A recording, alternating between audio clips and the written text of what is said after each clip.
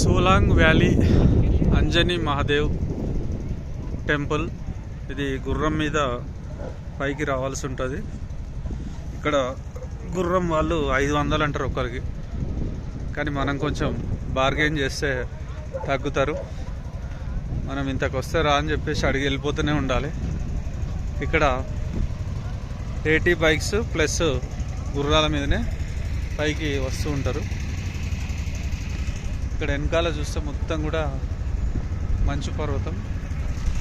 దీని వెనకాల కూడా టెంపుల్ వెనకాల కూడా మంచు పర్వతం.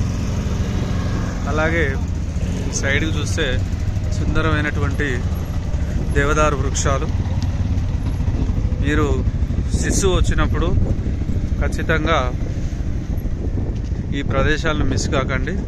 శిశువు నుంచి రిటర్న్ వచ్చేటప్పుడు కానీ శిశువుకు వెళ్ళేటప్పుడు కానీ అడ్వెంచర్ యాక్టివిటీస్ చేసిన తర్వాత కూడా ఇక్కడికి రావచ్చు.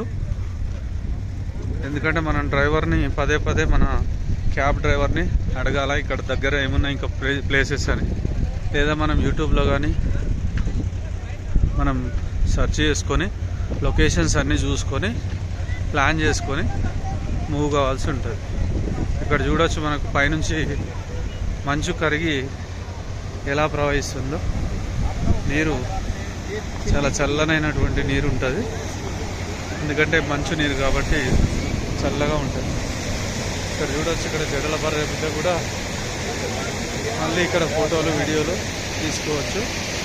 ప్రతి ప్లేస్లో కూడా జిప్ లైన్తో పాటు యాక్టివిటీస్ అన్నీ కూడా ఎంత కష్టమైనా పర్వతాల ప్లేసుల్లో కూడా వీళ్ళు తీసుకొచ్చి పెట్టడం ఇక్కడ ప్రత్యేకత. Thank you. Keep watching.